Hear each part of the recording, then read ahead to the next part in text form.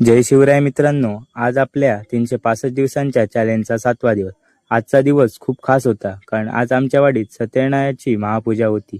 बाहेरच्या जगात कितीही धावपळ असली तरी देवाच्या नतमस्तकी झालो की सगळा थकवा नाहीसा होतो. आज आपल्या प्रवासाचा 7वा दिवस.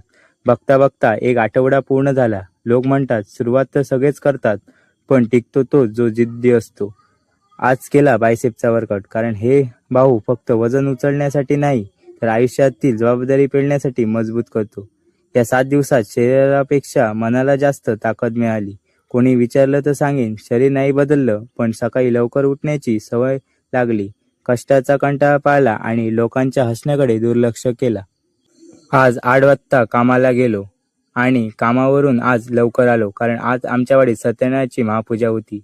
जेवण झालं, वर्कआउट झाला, पण जेव्हा देवाच्या चरणी नतमस्तक झालो तेव्हा देवाला एकच प्रार्थना केली, माझा हा कष्टाचा प्रवास तर सुरू आहे. माझ्यासोबत सर्व लोकांना सुखी ठेव.